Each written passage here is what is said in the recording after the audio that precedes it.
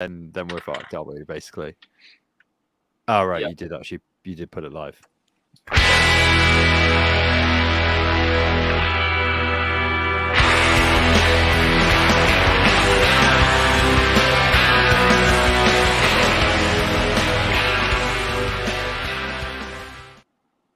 Hello, It's and okay though, welcome. because we don't have any viewers. Thanks, Mel. That's a good professional way to start the podcast this week. Hello, and welcome to Game of Nodes, a weekly podcast on the Cosmos from independent validated teams. And welcome to our handful of very dedicated listeners who are very definitely like us, not at Cosmoverse. I don't know.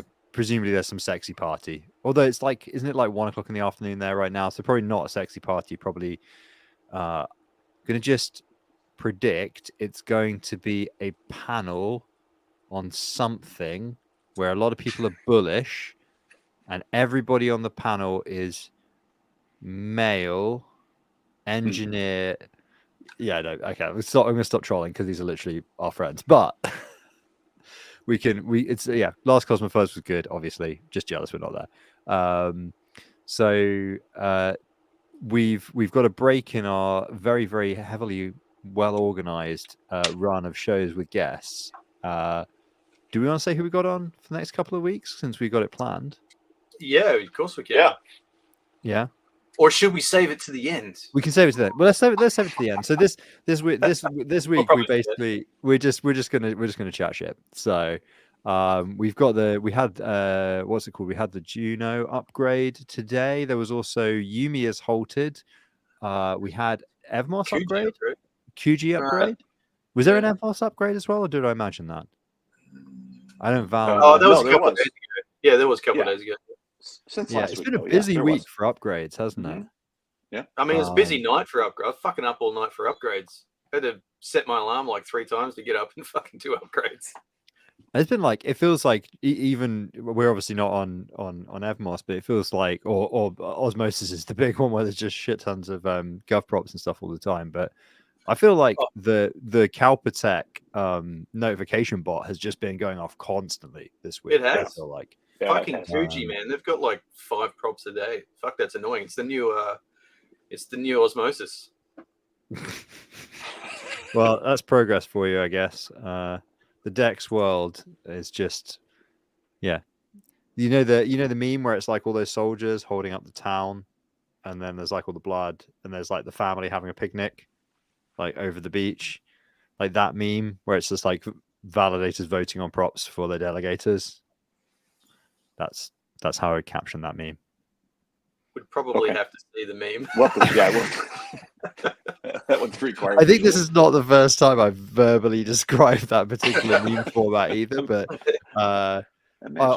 when there's an appropriate time later, I'll see if I can find it in my memes folder, which I definitely have on my laptop. And oh my god! I keep on me. I have a meme folder that's version controlled in Git, just because, like, you know when you see like a good meme, and you're just like, I might not like. Here today, gone tomorrow, right? The meme economy is fast, right? Easy come, easy go. You're not gonna use it again. But like in a couple of years, you might be like, yeah, what was that meme format that was like quite hot in 2017 with like, the trombone kid following the other kid or something like that. And like you just need to like reference what the format was so you can remember it in your head to like describe it to somebody. So yeah. Do you put like a commit description when you commit a meme? Well, as anybody who's ever worked with me knows, my commits, even on business critical code, are usually pretty ropey. Update, typo, update stuff, update stuff. Well, they're either very eccentric or they're just kind of trolling. Like you could in the just before HAL Alpha went live when we were bug fixing, there's like the lyrics to a whole verse of Another One Bites the Dust by Queen, but just in chunks, like one line at a time per commit. It's pretty good. Yeah, because you have to do it backwards as well, so that it actually shows correctly in the UI. Well, anyway, this is the kind of shit I do, and then people are like, well, what actually was in what actually is this branch because all the commits are trash, Frey, and you're like, oh yeah, that's the problem about that. Yeah. Yeah, I'm that guy. I'm that guy that hides ASCII art and source code, and then eventually somebody finds it, and they're just like, "Why did you do this? This isn't even that funny." I don't remember doing it. This just makes it bigger, and you're like, "Well, clearly you just get the compiler to remove comments, and then it doesn't make it bigger." Anyway, I actually created a spicy meme this week. I'm a did you? meme creator now, yeah, but like no one understood it, so I didn't distribute. Is this your Atom? Yeah, Atom 2.0. Atom 2.0. Oh, your Atom 2.0 thing. Yeah. Yeah. No one got it. You said you wanted to talk about Atom. So what's your take? What's your take on Atom 2.0 from Cosmoverse? I didn't say I wanted to talk about Atom. Well, you just did, and you put it on the spreadsheet. I didn't put it on the spreadsheet. Number one, he's never put anything on the spreadsheet, so you knew that was wrong as soon as you said it. Hey, I put something on the spreadsheet this week. You did? It looks like it's on there. Oh yeah, I did. Yeah, it's on there. Yeah. I think I put Atom 2.0 question mark. Was my addition to the spreadsheet. Is the question mark? Should we talk about it, or is that your review of Atom? It's both. It's both things. I'll explain that meme, right? So it's my understanding that Atom 2.0 is like trying to change the inflation, so it's from this constant whatever it is to like taper out to zero, like minus 1% a year. Mm-hmm. And I thought that was funny because whilst the inflation's been constant all this time, the people who have been like just getting money from the ICF delegations that are crap node operators have been raking in the Atom, and now like just as they change to a decent delegation program, they like snatch away the inflation. So I thought it was a funny meme, but maybe I'm just not a funny guy. That's not mean. Yeah. I mean, I needed it explained to me, but that's also because I don't obviously understand anything. As soon as I was like, you weren't exactly Mr. Current Events on that one. You're like, what's Atom 2.0? I mean, like I'm obviously aware it's a thing, but I hadn't like had time to read. Like we're trying to launch a protocol at the moment, and there was this Juno upgrade you might have heard of. That was that came closer to the wire than I think would have ideally liked. I think we tried to have our cake and eat it was the problem with that upgrade. But we did that upgrade in Uni, right? Yeah, so we obviously had the Uni one, which then had the little wibbly wobbly problem with the cache, which meant we basically backed out of it. So the problem there was like the problem was we basically engaged in wishful thinking, and if you engage in wishful thinking, you get stung, right? And we knew that there was a new XWASM due out almost exactly when we wanted to release, so we were like, oh well, if we just push back like 3 or 4 days, we can kill 2 birds with 1 stone. Whereas what we should have done was just shipped what we already had, and instead we tried to use the new version and then basically had to then back out of that change, which it kind of ended up being okay because we were spinning up Uni 4 at the time anyway, but obviously Uni 4 RIP. Short-lived, 1 block. Yeah, didn't make it. Yeah. Didn't make it. Right. We learned something very fun in the process, but it didn't make it. But that just made we end up only having 2 days left. So give me the TLDR on why Uni 4 didn't make it, because I just set and forget and went to sleep. So right. So my understanding my understanding is basically state sync was set on a number of nodes. Right. And so I think there was several things. There was several different. There were only about 8 or 9 nodes in Genesis, maybe a couple more. And several were misconfigured because people were reusing boxes. Right.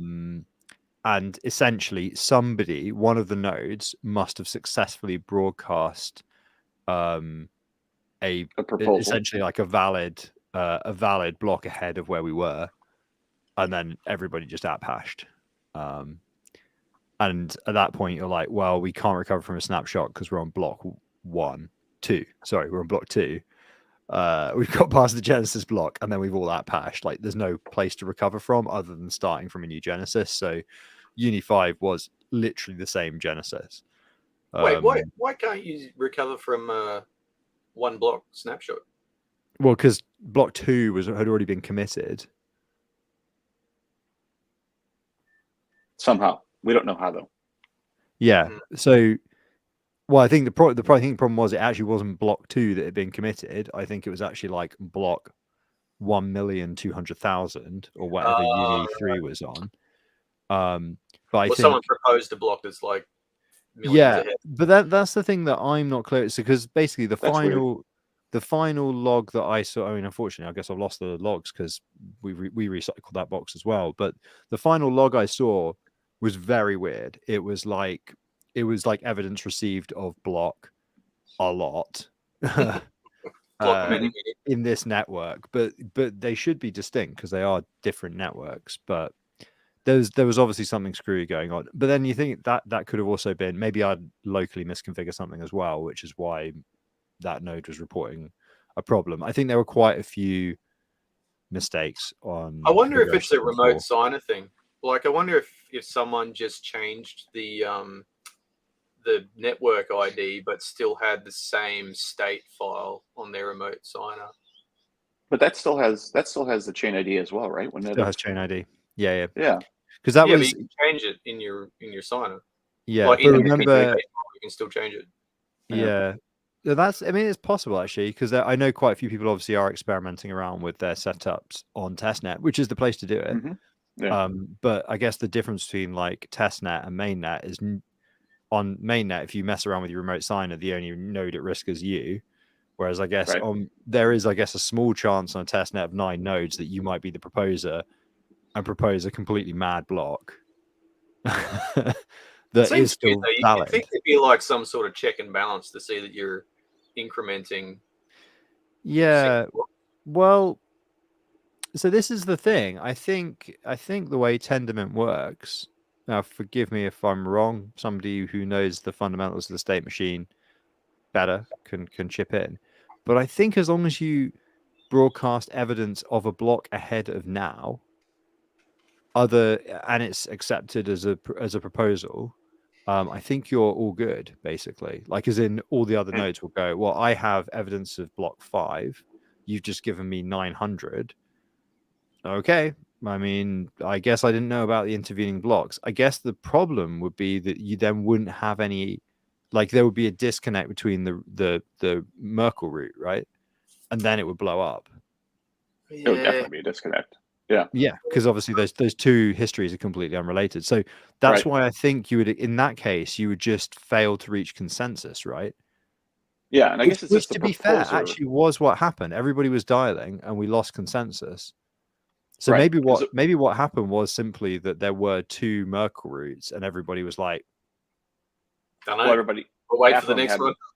Right, half of them had one, and I guess the proposer might have had state sync or. Doesn't make any sense though, because state sync is just.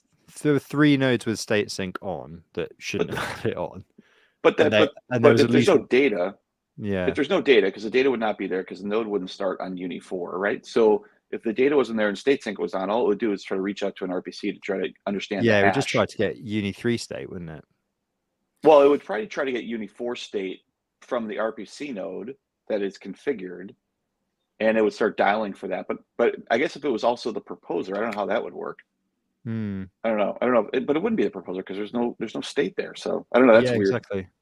So something very bizarre happened. But the solution was essentially, once the 3 nodes that were configured with state sync on were fixed, then the network started fine. So it looks like that was the smoking gun.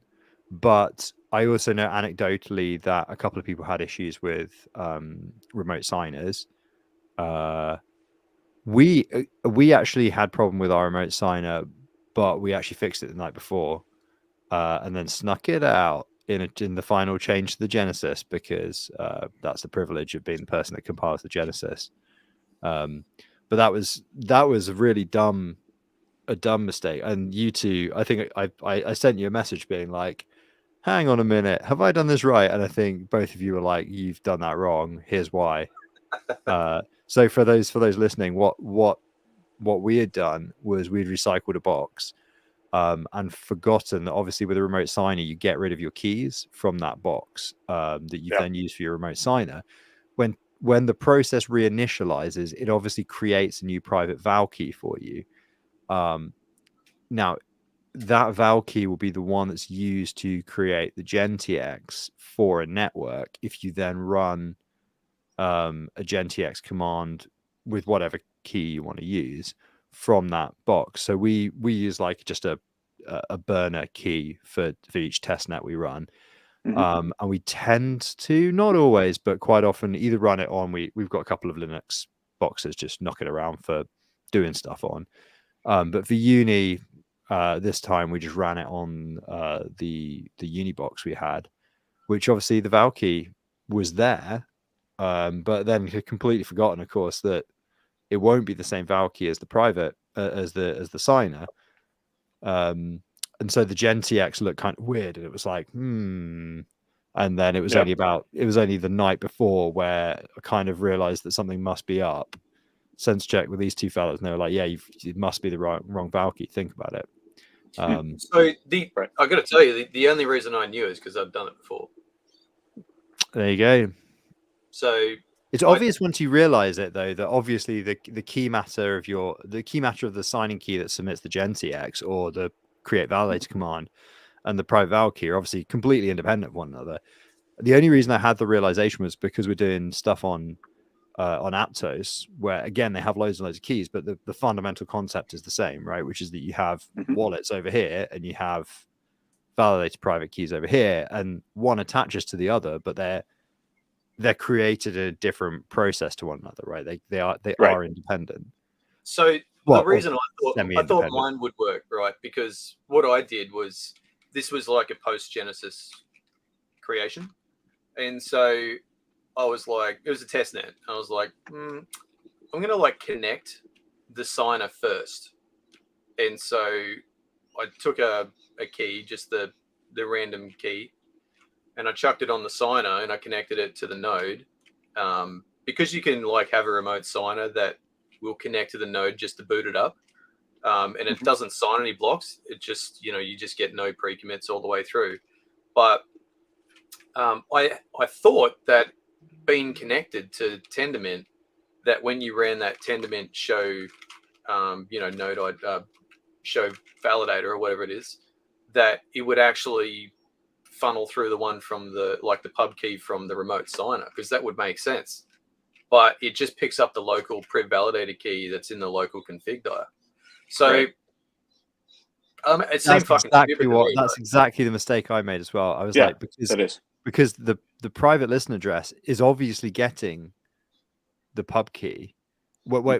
Sorry, when you're using TMKMS, at least a threshold sign and probably not. Well, no, a threshold sign, it will still be it'll still be by the rough leader. Yeah, exactly. Yeah, so it will be the same pub key. So intuitively, I was like, well, the pub key must be in memory right now. Using it, yeah. If the signer's up, then it must be in memory. But no, it's over. It's completely read off disk. It's completely read off disk as far as I can tell. So. Yes. So I think what we might be, dense node operator fucking doing is maybe it's like that the remote signers actually do sign from there and inject into the network. I don't know. They do. Yeah, they do. They're passing that back to the node. The node just turns into a relayer at that point. Yeah, that's the conclusion. Like relays the signature. Yeah. So maybe that's because this doesn't send the key at all. Well, that's the conclusion, isn't it? Is that it's not sending the pub key because just ask for a signature and it gets one. Right, correct. But that also makes sense because if you think about if you're using a remote signer, not a threshold signer, but a remote signer with a hardware security module, then obviously it's going to sign against the hardware security module on that node and then just broadcast. That's right, and it's using the node as the broadcast method, right? It's like exactly. That's a broadcast method. It's almost just like having a private RPC that's on a different box, if you like. That's exactly what it is, right? So like even in the Horcrux, hey, 2 or 3 nodes running. They're just nodes, and people call them validators. They're not. They're not validators. They're just nodes, right? That has burned keys on them, and if the listener isn't working, those nodes won't start, right? Like they will halt because they're not doing anything other than relaying, and so if there's nothing on the relay side, they will not start. Exactly. It's just like it's just a way of privately peering an RPC that can't be connected to, if you like. So the basic result is we're all dumb shits and didn't really know how it worked, but now we do because of testnets. So let's move on. But this is kind of the joy, I think, of testnets, and this is also like why I'm like, it's not like everybody needs to be in every testnet. Like we don't run on absolutely every testnet on every chain we do. Mm-hmm. But I think it is. I'm always a bit like dubious about validators that don't run on any testnet. Like you should have a sandbox where you can learn these things and make these mistakes, because we literally all do. We've been doing this 18 months or longer in some cases, and you still like learn things where you're like, okay, that's particularly with the state sync thing. Like I didn't think that would be so catastrophic, but evidently it was. And not only with that, but also running multiple nodes on testnets, because usually I think where people kind of fuck the pooch, that's a weird saying, where they where people usually fuck up is when they're juggling multiple keys, or they're juggling multiple nodes, or there's a halt. It's not just starting it and letting it run. Like it's usually when something happens, and so something happens on testnets pretty often.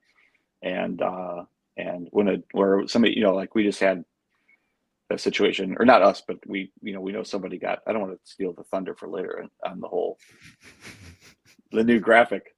I don't want to talk about that yet. But somebody had an issue because I think they were running out of drive space or something, and so while they were going to get ready to prune one, they started up. They had another one already running as a backup, and so they started on both at the same time, and they moved the keys across. Things like that. Like that. That's just the fundamental not understanding of what's happening there. But that's also just like why not be down? Yeah. Well, that's 13 hours. Down, You've got 13 hours to play with. I know. Like, just be down for an hour. Like, it's not a big deal. Like, the prune process doesn't take that. I mean, we just build a new box, and even on AWS, like build a new box, throw away the old one. Yep. That's the way of doing it. Or Polka choose snapshots. Again, always shout out to the main man, the Polka Massive, the original. As soon as I started saying polka, I was just thinking, do you remember that? Do you remember in Home Alone when the mother's trying to get back to the house, and then John Candy's there? John Candy's there, with like the Midwest polka band, and he's like, "Oh, you must have heard our song, polka, polka, polka, polka, polka, polka." Christmas polka, polka in the winter. Yeah, none of these. You know how polka, these polka, songs? polka. Yeah, exactly. It has the bit that goes like polka, polka. Like whenever I say polka more than once, I'm just like, oh my god, polka, polka, polka, polka. No, it doesn't. Not familiar. No. But like polka snapshots. Polka snapshot server takes like 20 minutes to download a compressed zip, and then you can be back up. Yeah. No, I agree. Even that, or like we state sync nodes all the time now. Even if that takes a while, I mean, there's a lot of ways. I think there is a I don't have an issue with like boards or other types of tools that look long term around missed blocks. Like I think I'm overall okay with that. Like that there's a place for that as well. I do think that there is a for some people think that if it's if you have that much miss, then it means it's a bad operator, and that doesn't necessarily mean that. Well, there's blocks of misses, and then there's you just fucking missing half of the shit all the time. Like there's bad, there's different kinds of missing. But Cause Less Harm here says, don't you get a gold star for 100% uptime? I think so. That's how it works, isn't it? I'm still waiting. That's how I operate. Yeah. Well, that's one of the benefits of off-node signing. I mean, that's really what that gives you, is it allows you to separate the node from the sign, and so you could increase your signing percentage much higher. Yeah, well, that's where we're at now. It's like we've been using TMKMS for like the last 6 months, and that's cool. It works fine, works really well. But I think we've been talking for a while about like running Horcrux, but there's a lot of different things about, I guess, like the CPU consumption and like how to. I guess like essentially what it comes down to is I don't think Tendermint is a complicated enough piece of software. Like keeping it up and signing and consensus is complicated. All those things that are more like at application level, but like the fundamental core of the stack, it feels like having a raft of signers is working on a threat model we don't yet face. I don't think it's necessarily threat. It's. I mean, you at AWS, I think you have a lesser chance than maybe others.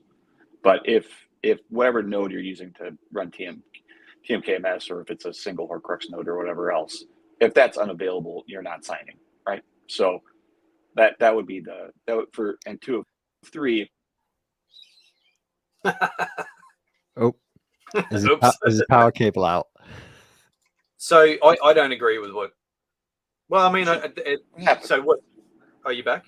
Yeah, I'm back. What the hell? What the hell, man? So the hell? to what Usurper was saying, right? He's right. If your signer goes down, then you're not signing. But like for me, I operate everything in business on a risk management basis, right? So risk reward and complexity and stuff like that. So I know you were dying to mention it, DeFray. I run what I call degen Horcrux, which is where I don't use. So I like to use the benefit of Horcrux in that you can connect to multiple nodes, and for me, like I don't see the risk reward of using a more complex system like the Raft signer. So, in my opinion, if something happens on my signer or my signers, or the signer for the network, and say it gets cut off and I start missing on a network or multiple networks or whatever, like I've got it on pretty high 9 servers, and the likelihood of it being down for a long time is pretty low. And like we say, it's okay to miss a block of signatures, right? So there's other people that'll pick up the slack. You don't have to have 100% uptime, and as long as you have a backup plan, and a documented playbook of how you're going to handle the situation, I think it's fine. So I have like a backup of my Horcrux signer, right? And so all I have to do, if my main signer goes down, I just spin up the other one on a different place, on a different service provider, and then I just change all of my firewall settings to block the other signer and allow the new signer, and then it just continues. So I think like downtime can be pretty well mitigated at a pretty low risk.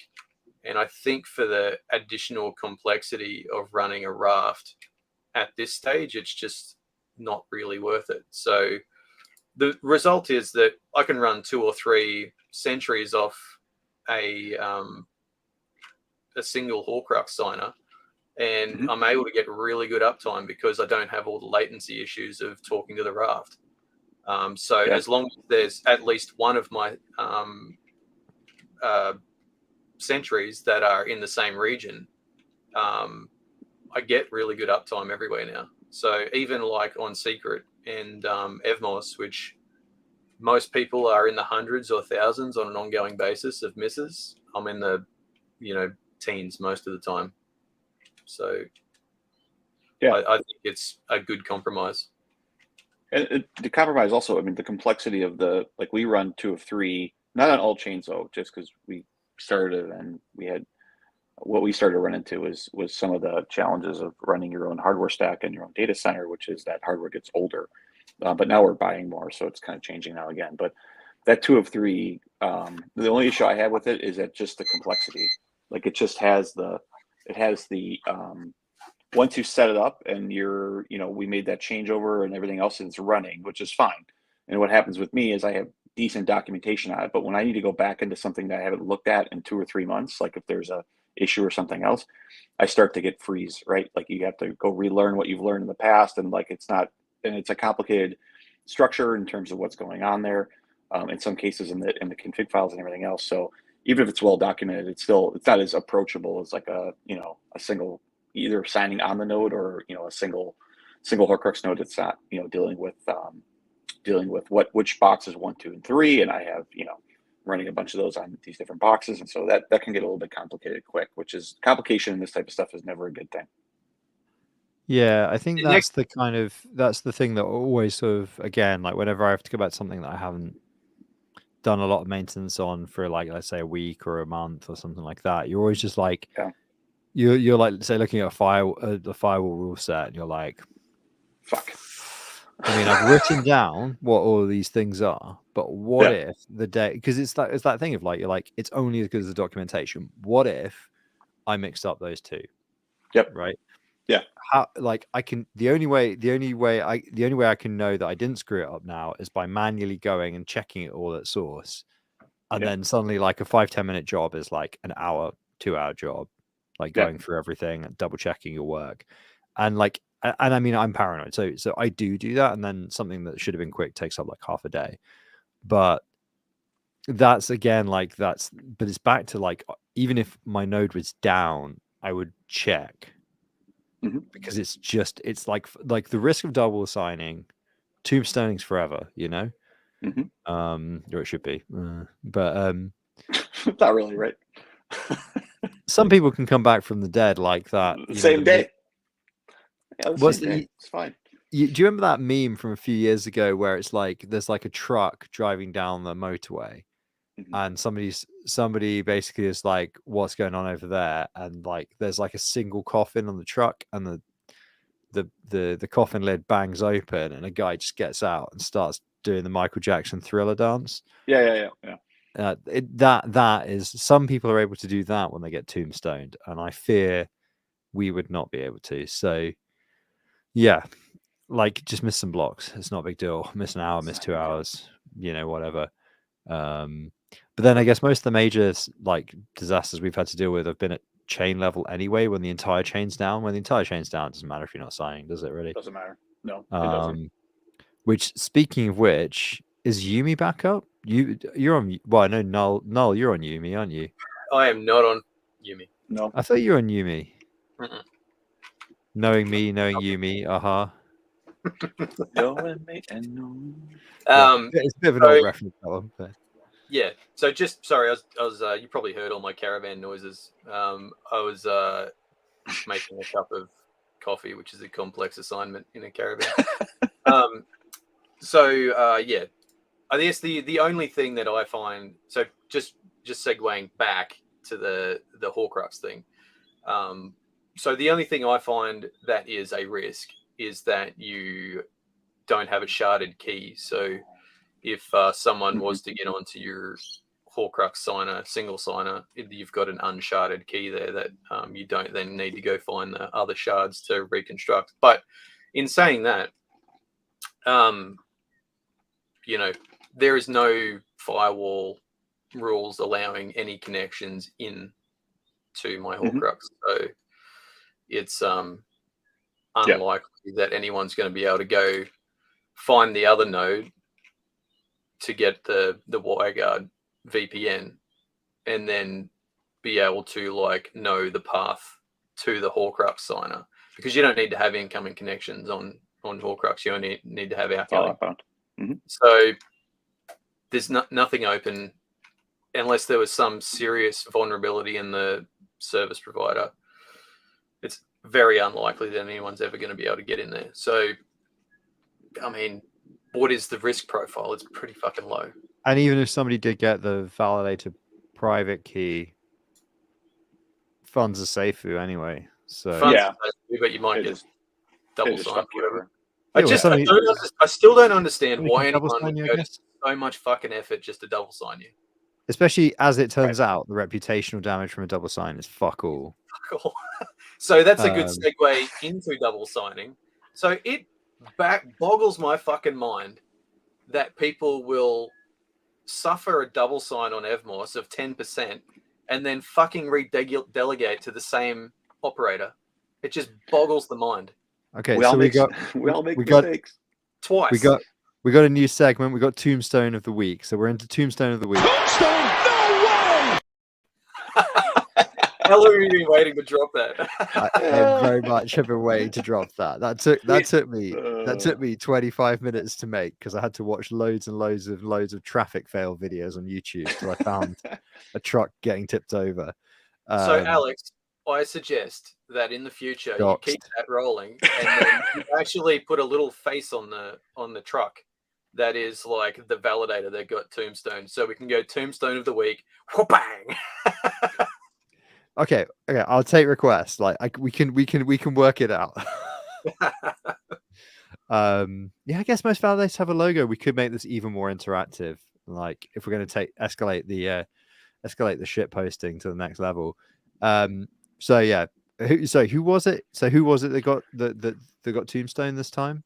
So this was Spacefy IO. So it's interesting because they have like all this other stuff around, right? Like they've got their DApp stuff that they're building, and it's so Usurper. Were you hanging around during the in that chat, or have you gone and reviewed the chat from that period when they were trying to figure out that they got Tombstone? It was after upgrade, right? I think so. So what happened? I think was when let me go back and get the right versions. But 2 upgrades ago, there was an issue with the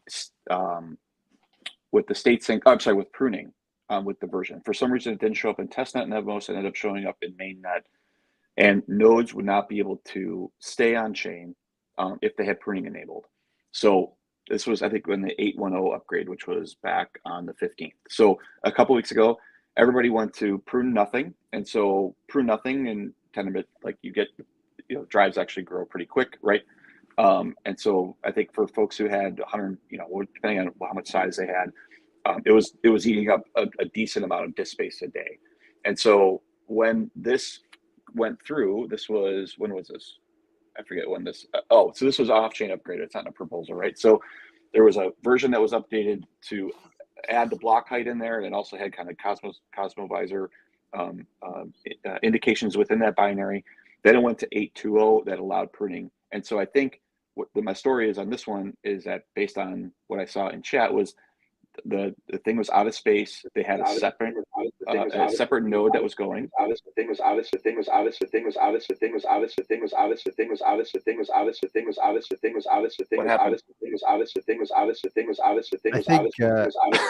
Null's just gone into space himself. How do we explain this? All right.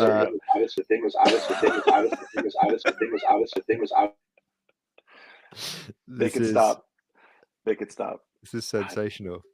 I'm on a phone. How does it not happen to me? Anyway, so they brought up a second node. I think they were moving keys over. Whether it was past upgrade, they put the validator key on the second node, and at some point within there, they were both running at the same time, and they got boom, tombstoned. So that was it. And I think they didn't understand. I think there was some confusion, at least what I saw on channel. There was some confusion on exactly how that worked and what tombstone mean. And there was a lot of that, how do I unjail myself? Which is always like the first question, right? Hey, how do I unjail myself? And then somebody goes and looks and say, well, I guess to be fair, if you miss the log line where it says evidence of what it says something like evidence of double sign. Yeah, and that it does. From memory, because I've seen a double sign. I've double signed myself on a testnet before. That probably the same one you did as well, right? The Astarte one where back in the day we killed the network. There was like a rogue smart contract test or something like that, and we broke the network. And then Todd was like, should we try seeing what happens if we all delete our state file? And the answer was you double side. Right. And I think a bunch of us did, right? And that was the end of that network. Yeah, it creates a new one when it cycles, and then you all double sign is what happens. It all happens. Yeah. And it says in all capitals something like evidence of double side detected! ! That's it. And then when you're right, the log goes, like it just keeps going past, right? Yeah, and then it just starts dialing again, doesn't it? It'll keep dialing. Yeah. It looks like it's dialing. I mean, it is dialing. But I think it's dialing. It's just converted itself. It's like the quickest way ever to convert your validator into an RPC, right? Correct. That's right. So unless you got that port open, it's not really benefiting anybody though. So I think that team did not understand the structure of it, which I get. This is complicated stuff, but whatever. Well, there was a clear misunderstanding of where the pre-validator key was, so that could have been catastrophic in itself. Yes, and also, even a basic understanding of tombstoning and double signing. Correct. So, yeah, I mean, they really could have benefited from some time in some test nets and breaking stuff. Networks. Yeah. But so if anyone's interested sorry about my, I could still hear you guys just fine, but Usurper was just in an infinite loop coming out of it was your awful. I have a dock, right? And when I'm using my dock, it will just at some point freeze everything. So all of the the monitor will still work, but all of the peripherals will just stop, but hold their state somehow. And then it's just I have to unplug it and plug it back in for it to work again. Yeah, we'll do cause less harm. Has said, can we get a remix? We'll do a jungle remix of what just happened when we pull the audio off for the podcast.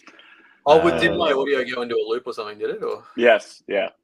It was just a kind of locked 3-second loop or 1-second loop or something like that. Sorry for all of you listening on podcast players. I'm sure it's never drop it out. Just leave it in. It's part of the joy. It's part of the joy. So, ding, ding, ding. Double sign of the week. One day, inshallah, it will never be one of us. But maybe one day we will be saying goodbye to one of the fellas floating off down the Nile. Wait, no, it's not the Nile, is it? Which one is it where they burn the boat and then? Is that the Vikings where they burn the boat and then they the Black Sea or whatever? Well, I guess it's going to. Is it going to Valhalla? Like, how does that work? Okay, if you know about Viking folklore and you know to what I'm referring and you know what the thing actually is and how it works, put it in the chat. They're like happy places, Valhalla. Yeah. I think you burn the body. You put the body in a boat, don't you? And then burn it, and then Valhalla. How many people are going to hate you for fucking this up? They're a happy place. Yeah. No. Ganges, you get burnt first. Sorry. So Ben Davis has said in the chat, are you mixing the Vikings and the River Ganges? I was thinking Ganges when you said it. I was thinking it was no. You get burnt first. You get cremated, and then you get scattered in the Ganges. Whereas I think the longboat thing is like you get pushed out on fire. Yeah. Do you know who the actor David Tennant is? He was Doctor Who for a while. He's been in a bunch of other stuff. He was in do you remember Good Omens? Was it called Good Omens? It's like is it Neil Gaiman book? There was like an Amazon Prime thing of it a few years ago. I think it's called Good Omens. He was in that. Was he in that? Maybe he was in that. I can't remember. Was he burned and dumped in the Ganges? No. But he was in an independent film a few years ago where it was somebody really famous played the grandfather. It wasn't like John Cleese, but it was somebody like that played the grandfather, and he just quietly dies during the course of the film. But while he's taking the kids to the beach, and these little kids, without the adults, are just like, what do we do with this dead body? And they're like 4 and 5 years old.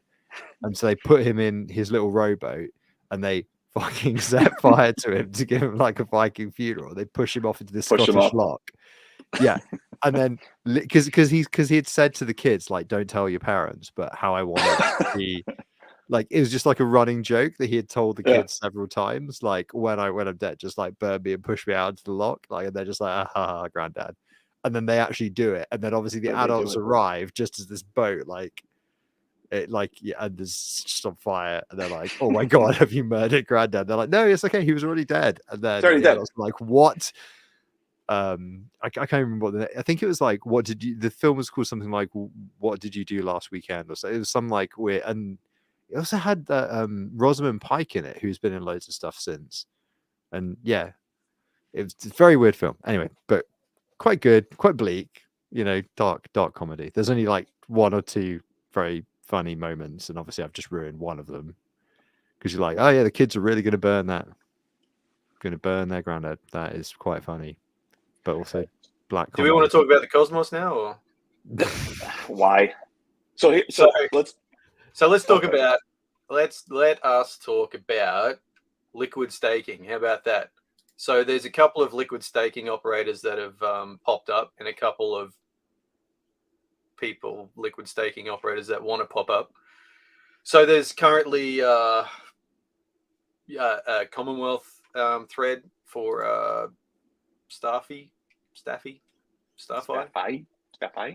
So that's terribly close to Spacefire, which I was like getting my wires crossed with a little while ago.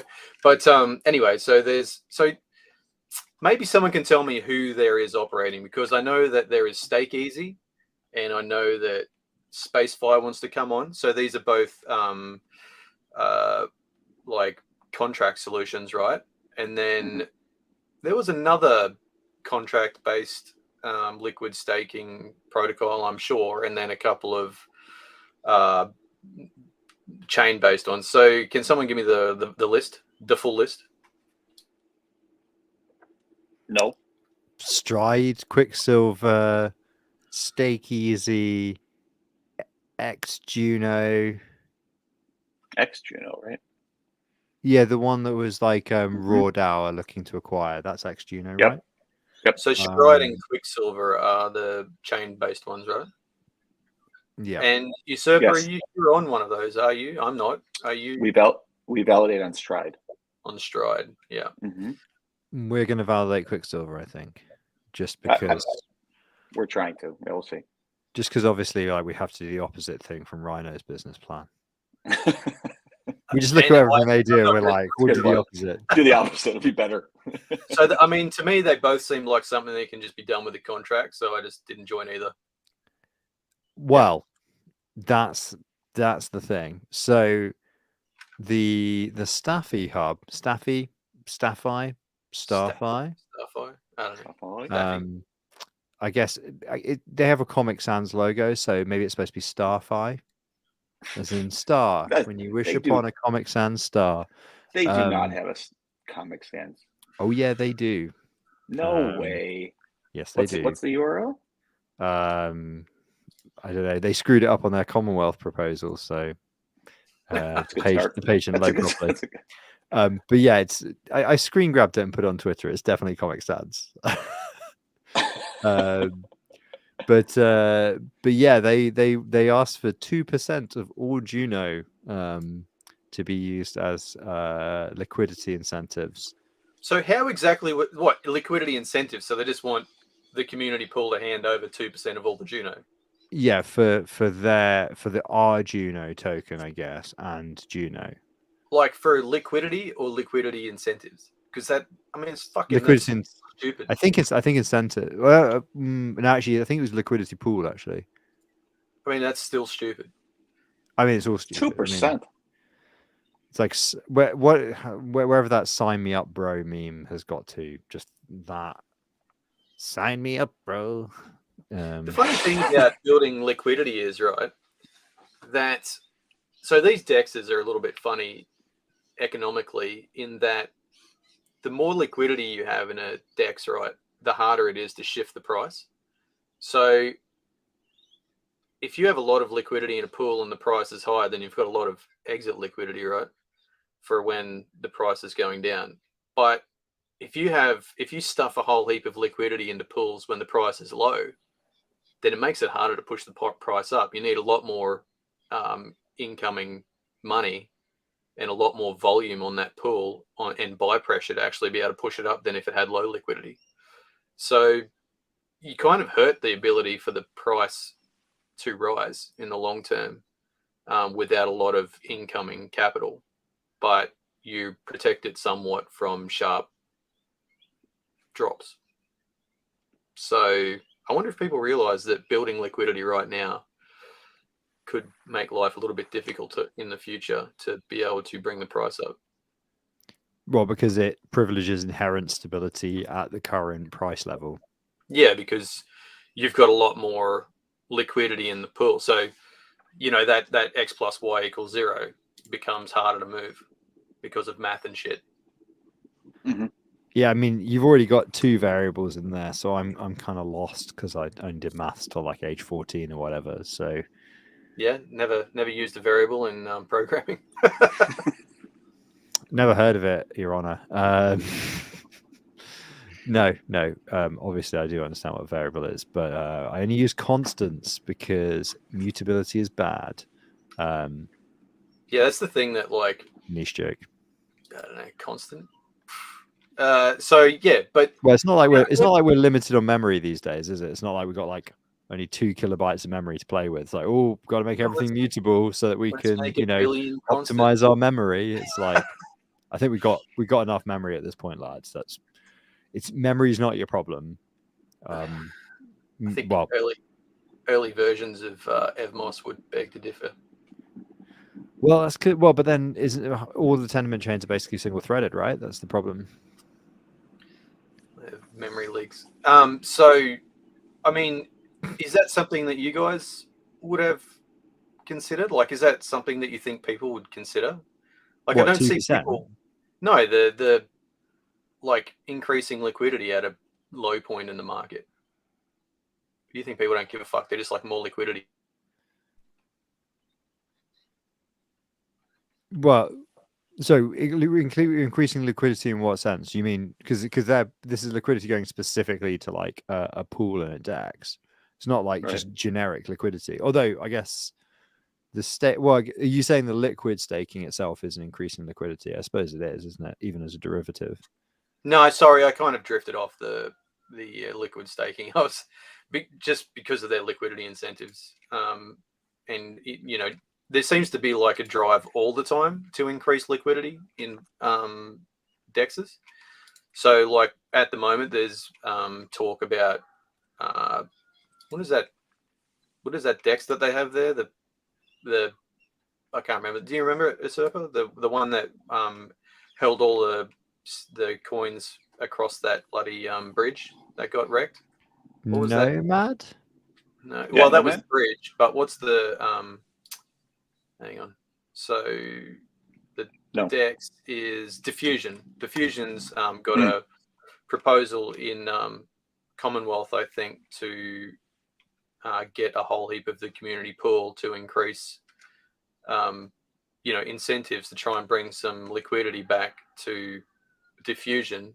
And there's, already incentives on Osmosis, and it always seems to be that, people are always pushing for incentives to increase the liquidity in these DEXs.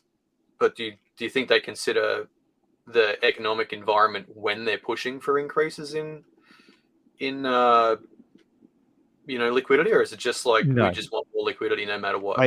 Honestly, I think the majority of the time the liquidity is to allow the founders to exit. Let's be real.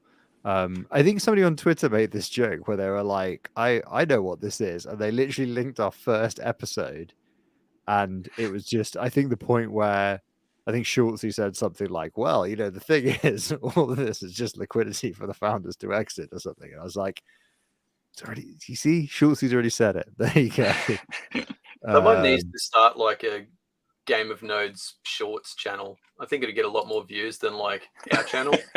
Well, just because like a single sentence shit posts are actually surprisingly prophetic. Dumb shit we say on here. Be like, oh, this thing, and then you can just take that completely out of context and make everyone mad on Twitter. It's like that the line from Spinal Tap, right, where he's like, it's a fine line between stupid and genius. Clever. Well, that's just it. He just pinwheels, doesn't he? And then somebody has to say clever, and he's like, yeah, clever, all right. That's it. Yeah. What was that on? Spinal Tap. Of course, you haven't seen Spinal Tap, have you? I still haven't watched it. I don't want you to. Maybe you're come not on good here enough. and shit on it. Maybe I'm the meme. Maybe I'm the meme. Maybe I'm I the mean, meme. if you react So as badly as you did to Heat, then maybe you shouldn't watch it because it is That- probably the funniest film one of the funniest films ever made, and I'll be really sad. Ben Davis says liquidity going up is great if you assume that TVL is the best way to measure a deck's success. I mean, How do you measure success? well, how do you TVL measure success? I think the owners, the founders measure success in terms of exit, right? Mhm. That bit seems to be very similar to when I worked in startups. But it is, I mean, the problem is it is always like it is another reminder though that like shit posting aside, we are early enough that we don't even have a good, I would say a good agreed set of metrics for what defines a good project and a bad project, right? I mean, that's why like people like Rama and stuff who Mhm. go and do due dil on stuff and try and come up with a set of metrics for whether a project is like good or bad or whatever. They have to do a lot of legwork and then quite a lot of context setting to even like explain their findings in such a way that you can get a grasp of or at least like fucking idiots like me can get a grasp of like what's actually being said, because a lot of the metrics are quite meaningless in the abstract, I think, because it's all back to a lot of what we've talked about in the past, where a lot of it's based on kind of I guess like what sort of economic utility, but like in a very spot fashion, like quite a short-termist. Like it's a slice of time. It doesn't really have any. It doesn't have a lot of bearing on like where that will be. In a meaningful, tell you what, man. sustainable way. Doing due diligence is a portal to making maxi boys angry. You want engagement, do some due diligence.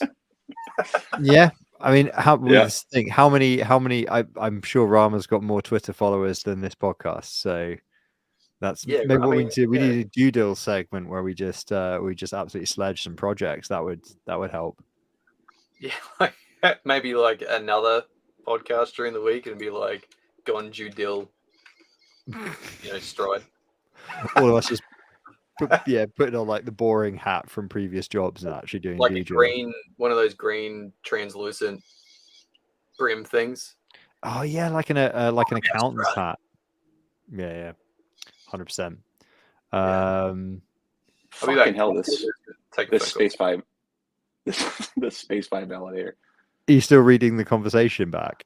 Well, I was going back. I wanted to see if the Evmos Foundation was a delegator into that, because I think they had like 400,000 or 500,000 Evmos, which would be somewhere in they were probably in the mid 40s. Schulte's got 459. We're number 105 in this, 104 in this list with 157. Right now they're at 107 with 153,000 after they restarted a new validator since they were slashed. So they ended up, I think that slash was about 40 or 50,000 Evmos.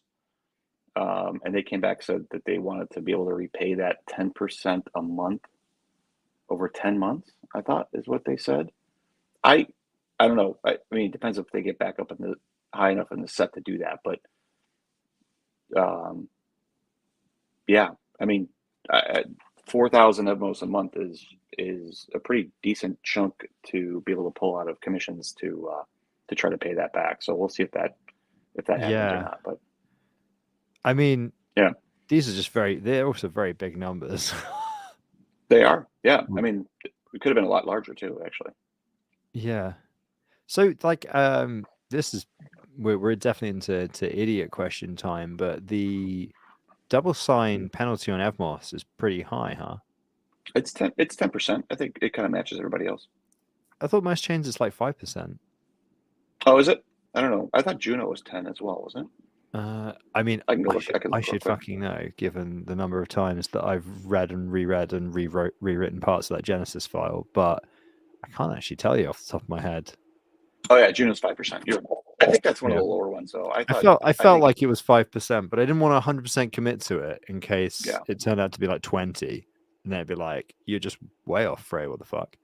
But yeah, as a complete aside, I looked up what that film was. It was called What We Did on Our Holiday. It's from 2014, British small budget black comedy, and it was Billy Connolly, Okay. who Yeah. plays the grandfather, and yeah, his grandchildren go with his final wish as expressed to them, and they cremate him Viking style, much to the horror of the entire extended family.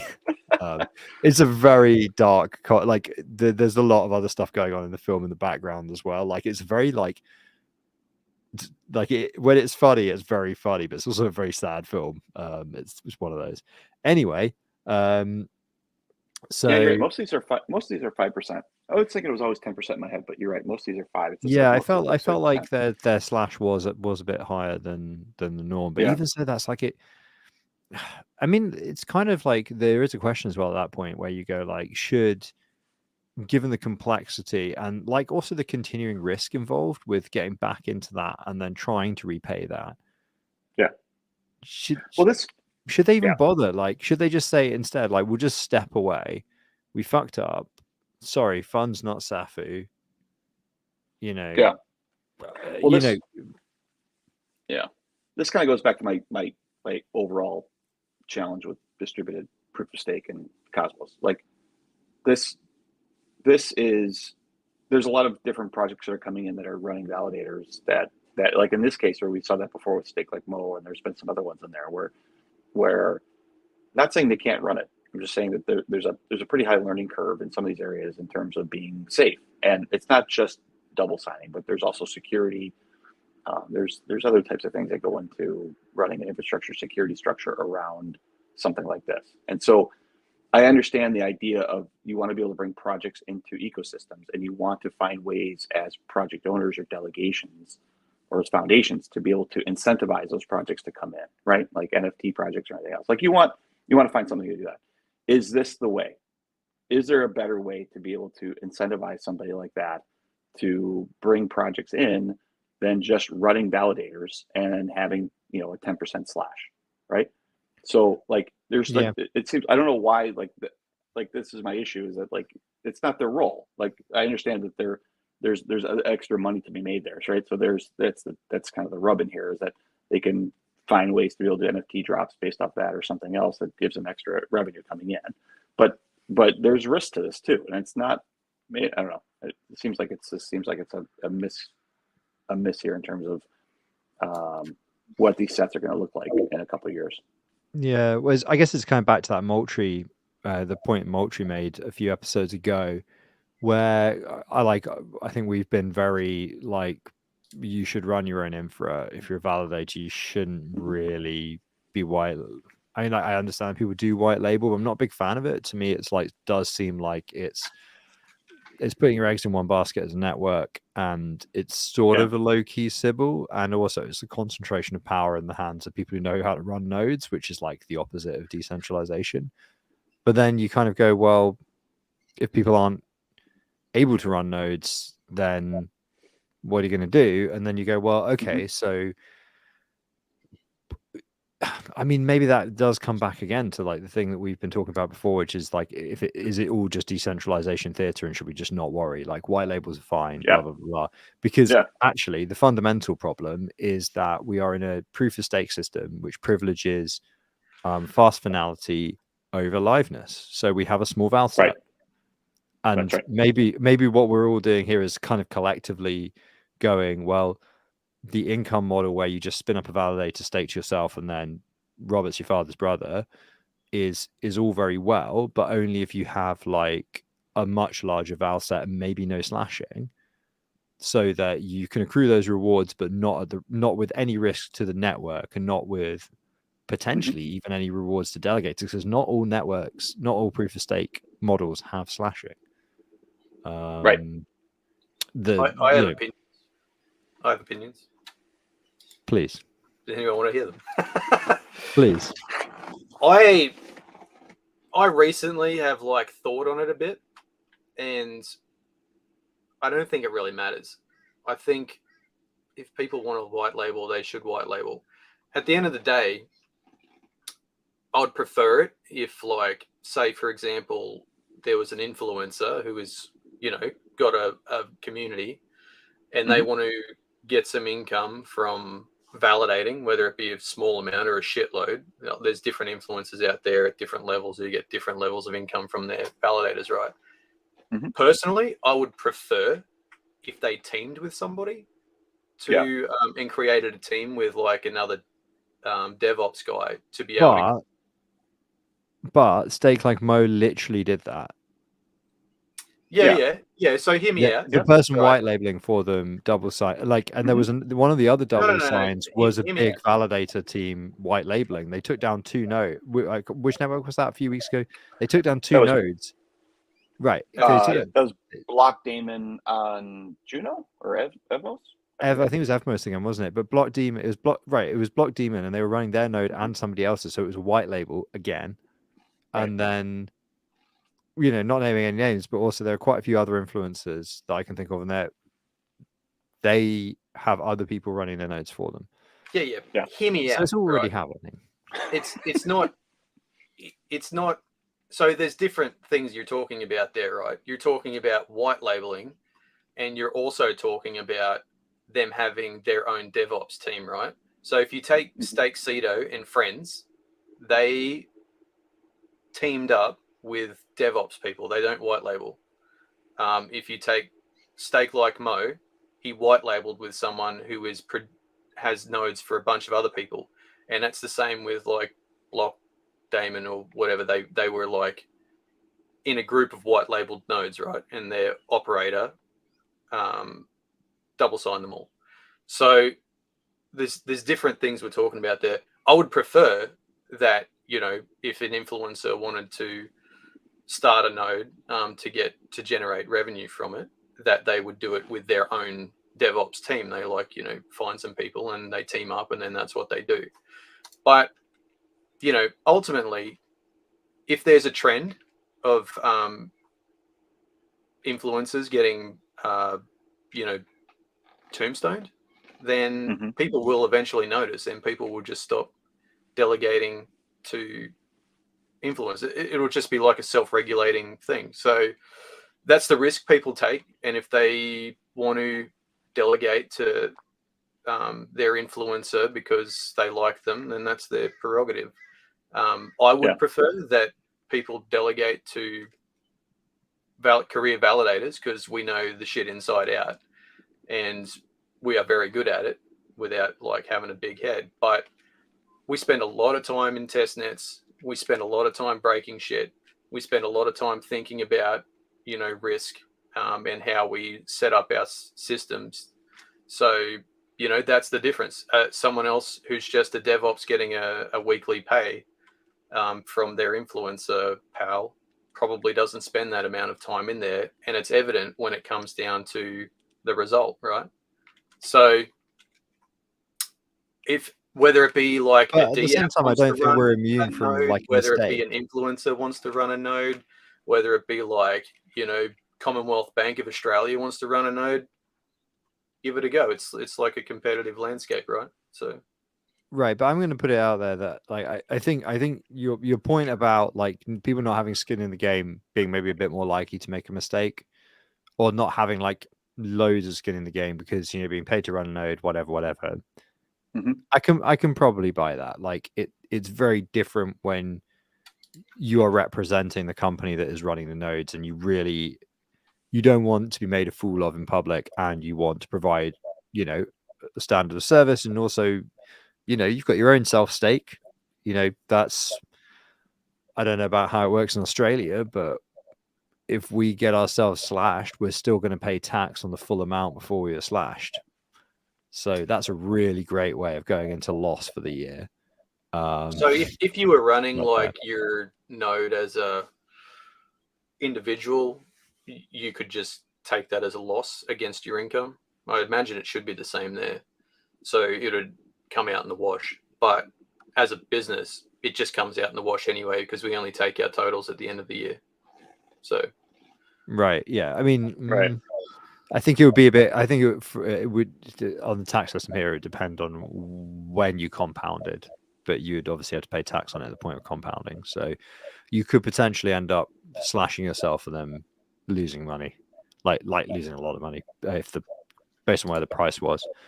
But yeah, I mean, I think the thing I'm trying to get to is like I think that like the market decides is like a fair enough. Like it's an argument. It's one of the arguments. But I think the thing I guess I'm a little bit cautious. I think we all feel, joking aside, we all do feel some sympathy for node operators that are in that position, because nobody's immune from a mistake, right? That's the thing. If I've learned one thing in the last 10 years, like, I'll put my hand up and say I've pulled down a production system minutes before like a key demo to a government before.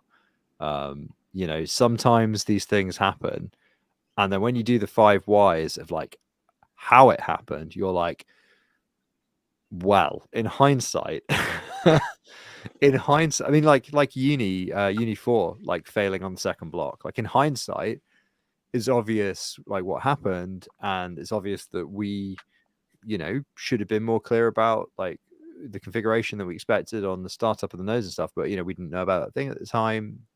Forgivable mistake, whatever, and a lot of these mistakes are forgivable in hindsight, but the damage is already done, right? Yeah. And that's the problem with running alpha software in production. And the thing is, like, like Magnus and Barry were saying from Skip the other day, like if you dig around in the stack much and you start seeing to-dos, they're not big ones, but like it's got that sense of like, we still are only like a year and a bit into IBC, right? And sometimes we do also forget that a little bit, because we are running this like a production system, and it is a significant part of the revenue of our companies, if not like our full-time job, right, to run this stuff. So that's kind of wild given how alpha a lot of this stuff is, right? So it is, sometimes I am just like, well, for all the test nets you run and whatever, like you only got to make one mistake. You only sign twice, right? That was the episode name we had a few weeks ago. Yeah. So it is very like there, but for the grace of God go I. Do you know what I mean? Yeah. And even like I'm still going back to the main point, which I agree with what Noel said, but the forgiveness on a delegation side around those types of mistakes you might as well make the slashing thing 0. Like if nobody cares, then there is that idea that Noel was saying around like those validators will end up going away over time or over a long period of time, which that's proven not to be true, right? Like I think some of these have actually come back stronger after than they had before the slash, which is or before the tombstone, which is like crazy to me.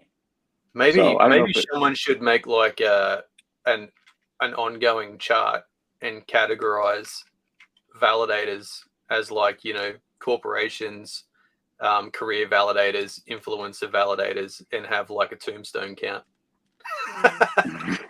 Like do you like block panes, whatever it was, the taxonomy of validators, and then just put who's. I mean, but then the thing is, I think I don't know. I bet you would find that the ones who are small businesses and are all engineers would probably have the lowest tombstone count, and they would also have at this point the highest blood pressure of their entire lives.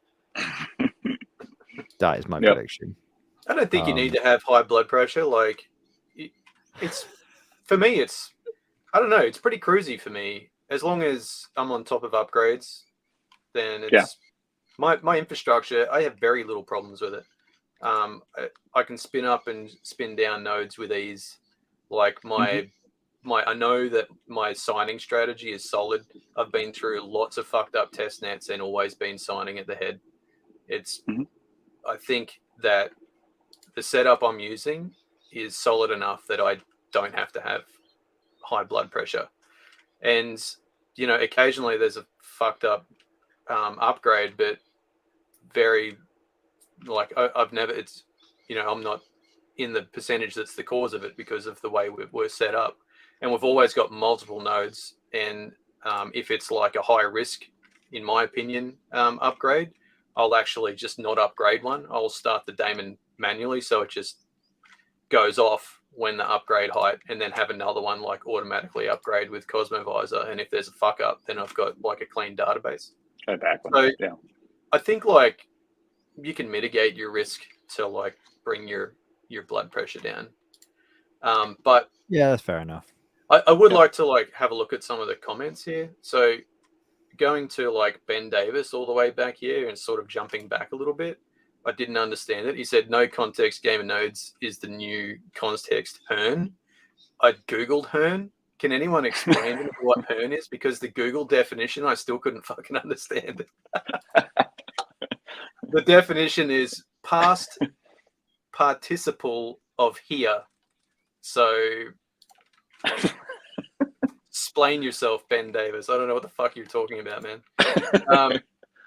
So Coin Waters was from a chain perspective. It's not fair to those that stay up all night and spend time and spend and full time maintain. The chain should reward based on this. Look, that'd be nice, but you know, in a free market economy, like there's just nothing we can do about that. You can't force a decentralized thing to reward a certain people. And, you know, whilst you'd like to recognize, or whilst you'd like to have the broader community recognize the efforts that are put in by like certain groups, you can't. They're just, they're going to be influenced by whoever's screaming the loudest at them. And whether that's from like lukewarm engagement or causing anger en masse, or, you know, being good at communicating your efforts, you know, there's all different ways, and the market's just going to choose who they're going to choose. And I think inherently, like a lot of operators are now forced to become influence of some description. So we have a podcast. Whilst we don't touch on users much, like we don't really have the right reach or user base or reach. But, you know, we do this. We all have a Twitter account, and we all try to engage on some level to have people notice us, to come and stake with us, right? We've been forced into that. And from a practical perspective, I had deleted all my socials before I had to recreate new social media accounts because of running validators, because people were like, where are you? And we were losing delegations like because of it. Sure. And yeah, it is a weird, but then this is sort of back to, you know, you can't, it's very, very hard to make incentives with algorithms that actually work in the real world. And like people have tried a lot in the past. Like this is not a new area in economics. We're just able to iterate on it incredibly fast in crypto. For like the first time, you can literally design an incentive system, deploy it, change it a few days later, redeploy it. That is new.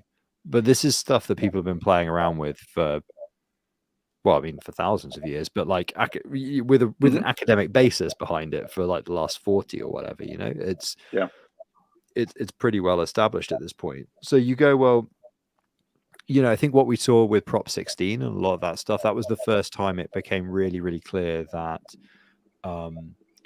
the incentive structure and what had been put in place for governance for these DAOs, for like for Cosmos maybe, had grown, scaled past the original design of that module of that system, right?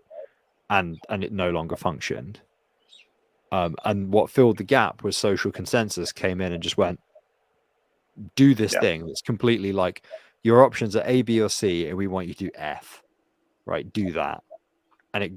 And what happened was everybody wanted, well, no, a majority wanted F, and they actually got L or something, like some completely fifth thing, some sixth thing, whatever. It was an eventual compromise that was arrived at completely off chain. And so like now you look at slashing, and like Usurper says, it's mad, it's failed. Like slashing, the hard slash has now happened enough times that we've seen it isn't a significant enough slash to actually affect to actually do its original intended effect, right? So you We've had and that's also 10% slashes without reimbursement, and people go back to the same fucking operator. Like, you would have to be mad. Yeah. So, but like, this is the thing. Like, you look at that and you go, okay. So there are two things going on, right? One, there are some people that it could be 100% and they would go back, but that's not everybody. The majority of people are price elastic to some degree in terms of that penalty they've taken. So, number one, you go, well, what is that number? And number two, you go, if that number is too high, that the chances of just penalizing the network or changing the way people think about the risk structure to the point of being like, I'm not going to run it, risk is too high. If you had to buy in $100,000, $150,000, be different. And the slash was 100%. Yeah. Even if you are a career engineer, you would look at that and you go, that is high risk to me. I'm not going to do that. Right. So or I'm going to train myself to make sure that I'm not in that position. Right. Yeah. You're going to run one network at most. And, right now in a bear, if you're running one network, even with a decent self stake, you're probably not making enough to break even. So you're back to a situation where that economic structure is going to cause people who understand the risk, i.e. the node operators who are thoughtful and experienced enough to recognize what they're seeing, to not run. So you're like, okay, so what we've done is we've successfully showed this group of people that if you get slashed, you should leave, and they will now do that. But a side effect of that is that experienced and potentially desirable node operators will also recognize the flip side of that and possibly not run. Mm-hmm. So then you go, okay, well, what's the other extreme? And the other extreme is have no slashing. And I don't know. I haven't really thought about that one enough to step through what are potential consequences of that. But I assume, there will be another set of consequences, which. So this is the question, right? If slashing is broken as an incentive mechanism, then what can we replace it with? I don't know. Somebody smart could chip in. Or the percentage is too low, or something else. None, right? yeah. Yeah. Yeah, I mean, and then you have like the flip side of that is osmosis, and they just don't want a slashing at all. Well, that's their downtime. But do they have double sign slashing? I would assume so. I can check real quick. I assume it's probably 5%. The slashing percentage on Evmos is like the highest, right? It's I don't 10% think I've seen there. any other 10%ers. I was just looking at default 5%. Yeah, we were talking about that before when you were off for a second. Yeah, they're all defaulting to 5% except for Evmos is at 10. Yeah, but again, and we've seen more double signs on Evmos than any other network. So it's not, and I think to the other piece is that those operators didn't even know that existed. So not only is it not an incentive, but there's no warning within maybe that's a tendermint warning on create val. Like maybe that should be added as a before that create val command comes to say, when do you understand what this means? Like if this is a double sign, then this is blah blah blah. Because I don't think there's any, the barrier is so low to be able to run, and the barrier is so low to be able to get in the set in some of these areas that I don't think people understand what that means or what their risk is. The barrier is only getting fucking lower as well. Like, we're making it so easy. Even other validators are making it so easy for people who have no fucking idea what they're doing to run a validator. Yeah. And they can fly under the radar for long enough to gather a lot of delegations as well. So, yeah, I don't know. I think, like you said before, it is a free market, and it may be, at 5%, it's just not enough. I think people get more. That's part. I mean, people get pissed about that, but the other piece is like if they've just delegated in that they can't redelegate for the for the unbonding period with 14 or 28 days or 21 days or whatever. And sometimes they get more angry about that, about missing out on rewards on being bonded to a jailed validator than they do on the double sign, right? So they're missing. Well, I mean, so there seems to be like more emphasis that they're missing out on rewards than what they are missing some of their capital. Yeah, but exactly. Well, I mean, some of them refund it, so maybe it's a quick way to unbond, get slashed, and get a reimbursement. There you go. So what's bonkers to me, reading their Twitters, right? So I saw in the recent slashing that in their Twitter post, people were saying in there that thanks for the transparency. Like, Mhm. they weren't fucking transparent. They didn't say that they were incompetent and that's why they double signed. They made up some bullshit. So Yeah. And they didn't say Tombstone. They said they just got jailed or something similar to that, right? But I think they were trying to relate it back to Steak Like Mo, which I think was in a little bit of denial about it. well, they said And this maybe thing. it's not So they communicating. said the thing about you know, having to do pruning, I think was in there, right? Mhm. But they didn't say Yeah. that they didn't know where the private validator key was, and they copied it across to a new node and started them both at the same time. Like, Right. there's Right. nothing about that. So Right. it was just like, oh, it's an accident. Whereas, no, it wasn't an accident. It was that you didn't know what you were doing. Yes. It was an avoidable accident for sure. Absolutely. There's no doubt about And, it. Yeah. you know, but people are just bamboozled by bullshit. So, Yeah. And like I said, we've said this before. Like there's a really high bar for you'll get it next time, and we all make mistakes. And yeah, we all it's make good. mistakes. Like Good luck next time. I'll redelegate to your new thing and exactly. not lose another Let me- 10%. Like, it's Let me just know it's when I can do it. boggling, mind-boggling. Yep. But Yep, I know it. It's nuts. this is. I don't know. So what's Coinwater saying? I'm sure we'll get cut soon. This is awesome topic and timely for our chain. Yeah, who knows when the rug's coming.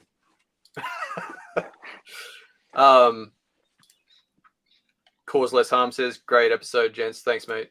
I think I like to just talk about random shit too, by the way, and not necessarily always have a guest. Yeah, so I think that's what it should be. We can tease out a lot of stuff when we talk about this.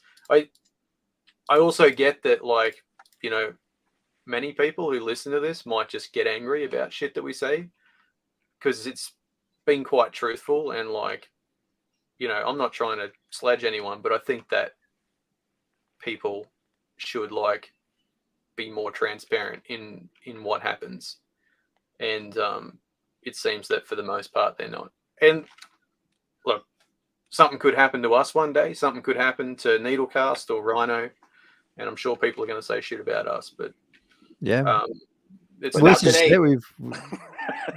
There's no magic shield up there that makes Yeah. a career validator immune to mistakes. But I think we're better set to mitigate them, as in a more probably reliable way than people who don't have a fucking clue what they're doing. So, Well, I think the flip side of that though is even all the things that we do, threshold signing or TMKMS or running in an enclave or a VPS in a certain way with a certain set of firewalls and whatnot. However you do this stuff, at some point you're building on at some point you're running somebody's binary, you're building somebody's code, you're building TMKMS, right? Have I stepped through every line of code in TMKMS? No. Would I understand it if I did?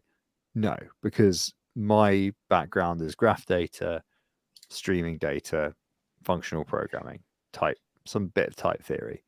for all we know, the first function of running TMKMS could be reaching out and sending your private key to someone. Yeah.